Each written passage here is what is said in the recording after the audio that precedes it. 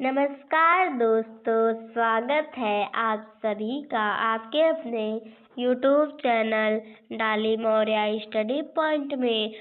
आज की क्लास में हम आपको हिंदी व्याकरण से बहुत ही महत्वपूर्ण 30 प्रश्न बताने वाले हैं, जो या सभी एग्जाम के लिए बहुत ही महत्वपूर्ण है। इसको आप लोग जरूर देखें और हमारे चैनल को सब्सक्राइब कर लें, जिससे अगले आने वाले वीडियो का नोटिफिकेशन आप तक सबसे पहले पहुँचे। तो चलिए क्लास को शुरू करते हैं। पहला क्वेश्चन है, ई और ई में मूल अंतर क्या है? तो हमारा ऑप्शन है स्थान, मात्रा, काल या फिर उच्चारण अवधि।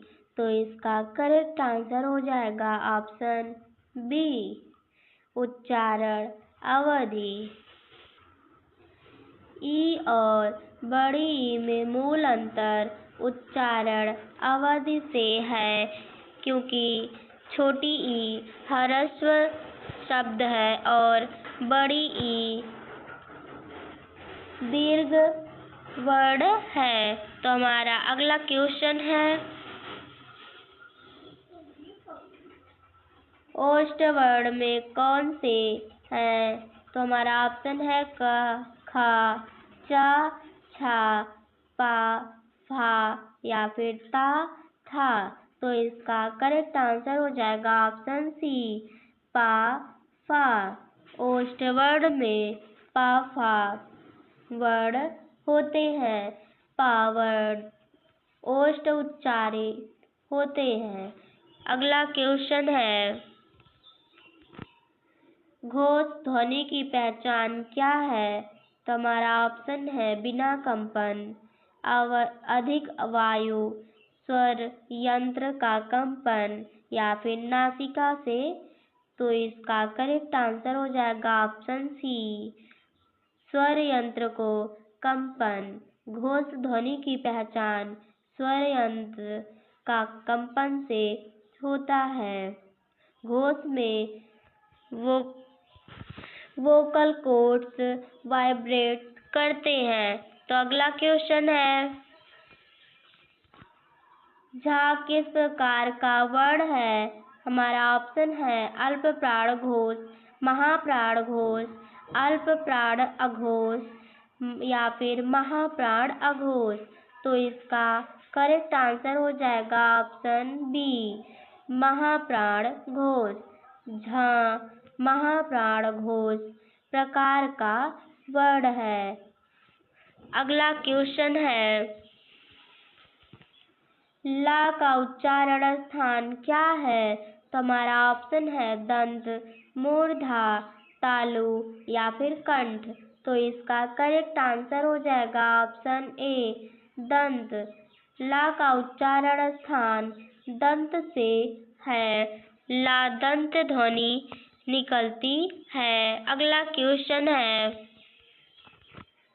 खट्टी सा और बड़ा सा में मुख्य अंतर क्या है? तो हमारा ऑप्शन है मात्रा, उच्चारण स्थान, ध्वनि या फिर अर्थ। तो इसका करेक्ट आंसर हो जाएगा ऑप्शन बी, उच्चारण स्थान। खट्टी सा और बड़ा सा में मुख्य अंतर उच्चारण स्थान से है। अगला क्वेश्चन है, संयुक्त व्यंजन का सही उदाहरण कौन सा है? तो हमारा ऑप्शन है का, ता, त्र या फिर आ। तो इसका करेक्ट आंसर हो जाएगा ऑप्शन सी, त्र। संयुक्त व्यंजन का सही उदाहरण त्र है, क्योंकि त्रा ता और रा से मिलकर त्रा बना है। अगला क्वेश्चन है, हिंदी वर्णमाला में कितने ऊष्म व्यंजन है? तो हमारा ऑप्शन है 2, 3, 4 या फिर 5। तो इसका करेक्ट आंसर हो जाएगा ऑप्शन सी, 4। हिंदी वर्णमाला में 4 ऊष्म व्यंजन है। सा, बड़ा सा, खट्टी सा और हा। या चार वर्णमाला में ऊष्म व्यंजन है। अगला क्वेश्चन है, ड़ा और ना में अंतर किस आधार पर है? तो हमारा ऑप्शन है मात्रा, उच्चारण स्थान, स्वर या फिर अर्थ। तो इसका करेक्ट आंसर हो जाएगा ऑप्शन बी, उच्चारण स्थान।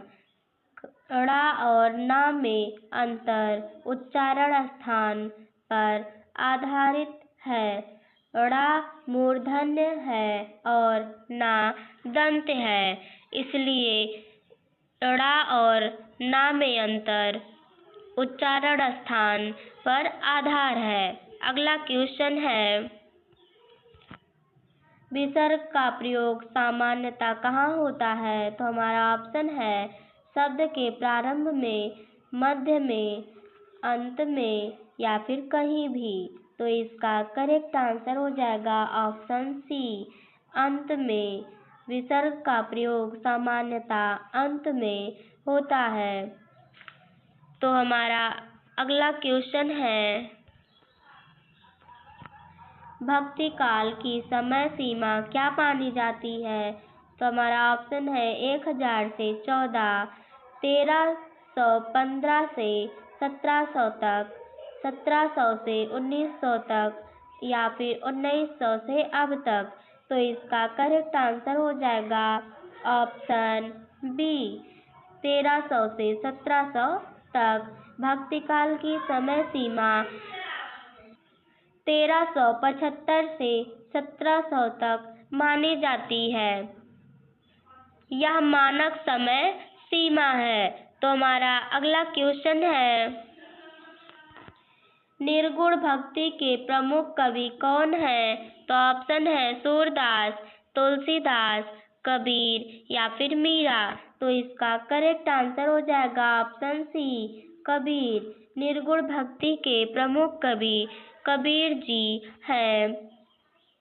कबीर निर्गुण धारा के बहुत ही महत्वपूर्ण प्रमुख कवि हैं।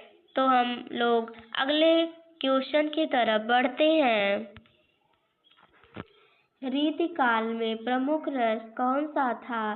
तो हमारा अगला ऑप्शन है वीर, भक्ति, श्रृंगार या फिर करुण। तो इसका करेक्ट आंसर हो जाएगा ऑप्शन सी, श्रृंगार। रीतिकाल में प्रमुख रस श्रृंगार रस था। रीतिकाल श्रृंगार की प्रधानता प्रकट करती है। अगला क्वेश्चन है,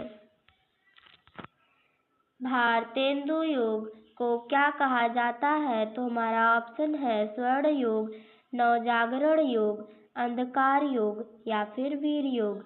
तो इसका करेक्ट आंसर हो जाएगा ऑप्शन बी, नवजागरण युग। भारतेंदु युग को नवजागरण युग कहा जाता है। सामाजिक जागरण है। तो अगला क्वेश्चन है, प्रेमचंद्र का वास्तविक नाम क्या था? तो हमारा ऑप्शन है धनपत राय, राम प्रसाद, हरिवंश राय या फिर गोपाल दास। तो इसका करेक्ट आंसर हो जाएगा ऑप्शन ए, धनपत राय। प्रेमचंद्र का वास्तविक नाम धनपत राय था। उनका असली नाम धनपत राय था। अगला क्वेश्चन है, छायावाद में किसका प्रधान स्थान है? तो हमारा ऑप्शन है समाज, व्यक्ति, राजनीति या फिर युद्ध। तो इसका करेक्ट आंसर हो जाएगा ऑप्शन बी, व्यक्ति। छायावाद में व्यक्ति की प्रधान स्थान है। व्यक्ति की भावनाएं केंद्र में होती हैं। अगला क्वेश्चन है, दिनकर की काव्य धारा क्या है? तो हमारा ऑप्शन है छायावाद, प्रगतिवाद, राष्ट्रवाद या फिर रहस्यवाद। तो इसका करेक्ट आंसर हो जाएगा ऑप्शन सी, राष्ट्रवादी। दिनकर की काव्य धारा राष्ट्रवादी है। राष्ट्रभाव प्रमुख। अगला क्वेश्चन है, महादेवी वर्मा को क्या कहा जाता है? तो हमारा ऑप्शन है आधुनिक मीरा, राष्ट्र कवि, महाकवि या फिर संत कवि। तो इसका करेक्ट आंसर हो जाएगा ऑप्शन ए आधुनिक मीरा। महादेवी वर्मा को आधुनिक मीरा कहा जाता है उनकी भक्ति भावना के कारण उन्हें आधुनिक मीरा कहा जाता है। अगला क्वेश्चन है, गोदान किस समस्या पर आधारित है? तो हमारा ऑप्शन है शिक्षा, किसान जीवन, राजनीति या फिर युद्ध। तो इसका करेक्ट आंसर हो जाएगा ऑप्शन बी किसान जीवन। गोदान किसान जीवन समस्या पर आधारित है। अगला क्वेश्चन है, सूरदास की भाषा क्या है? हमारा ऑप्शन है अवधी, ब्रज, खड़ी बोली या फिर संस्कृत। तो इसका करेक्ट आंसर हो जाएगा ऑप्शन बी ब्रज। सूरदास की भाषा ब्रज भाषा है। तो हमारा अगला क्वेश्चन है, भाषा का लघुत्तम रूप क्या है? तो ऑप्शन है वाक्य, शब्द, ध्वनि या फिर अक्षर। तो इसका करेक्ट आंसर हो जाएगा ऑप्शन सी ध्वनि। भाषा का लघुत्तम रूप ध्वनि है। हमारा अगला क्वेश्चन है, देवनागरी में लेखन किस दिशा में होता है? तो हमारा ऑप्शन है दाएं से बाएं, बाएं से दाएं, ऊपर से नीचे या फिर नीचे से ऊपर। तो इसका करेक्ट आंसर हो जाएगा ऑप्शन बी बाएं से दाएं। हमारा अगला क्वेश्चन है,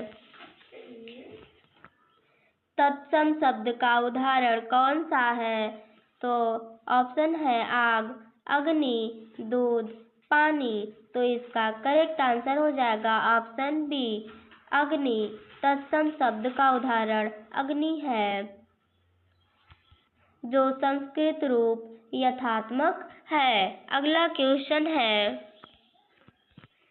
तद्भव शब्द कौन सा है? तो ऑप्शन है अग्नि, अग्नि या फिर आग, सूर्य या फिर चंद्र। तो इसका करेक्ट आंसर हो जाएगा ऑप्शन बी अग्नि। तद्भव शब्द का रूप है आग, यह बदला हुआ रूप है। अग्नि का मतलब आग होता है। अगला क्वेश्चन है, रस का जनक किसे माना जाता है? तो हमारा ऑप्शन है भरत मुनि, कालिदास, कबीर या फिर तुलसी। तो इसका करेक्ट आंसर हो जाएगा ऑप्शन ए भरत मुनि। रस का जनक भरत मुनि को कहा जाता है, जो कि नाट्य शास्त्र से जुड़े हैं। तो अगला क्वेश्चन है, अलंकार कितने प्रकार के होते हैं? तो हमारा ऑप्शन है 2, 3, 4 या फिर 5। तो इसका करेक्ट आंसर हो जाएगा ऑप्शन ए 2। अलंकार 2 प्रकार के होते हैं, जो शब्दालंकार और अर्थालंकार है। हमारा अगला क्वेश्चन है,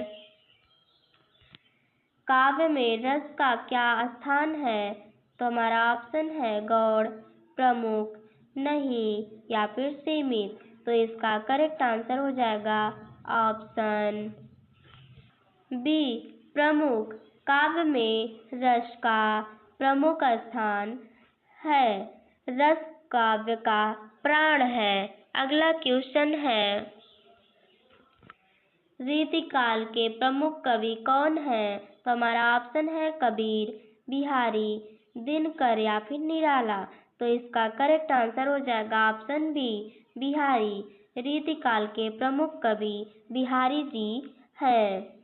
बिहारी रीतिकालीन के कवि हैं। अगला क्वेश्चन है, भक्ति काल की 2 धाराएं कौन सी हैं? तो हमारा ऑप्शन है सगुण निर्गुण, वीर श्रृंगार, आधुनिक प्राचीन या फिर गद्य पद्य। तो इसका करेक्ट आंसर हो जाएगा ऑप्शन ए सगुण निर्गुण भक्ति काल की दो धाराएं सगुण और निर्गुण है। तो अगला क्वेश्चन है, साहित्य शब्द का अर्थ क्या है? तो हमारा ऑप्शन है लिखना, साथ होना, ज्ञान या फिर भाषा। तो इसका करेक्ट आंसर हो जाएगा ऑप्शन बी, साथ होना।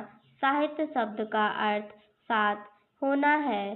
साहित्य बराबर साथ, साहित्य। धन्यवाद दोस्तों। अगर हमारा वीडियो अच्छा लगा तो हमारे वीडियो को लाइक करें और ऐसे ही हमारे चैनल पर बने रहें और आप लोग कमेंट में ज़रूर लिखें।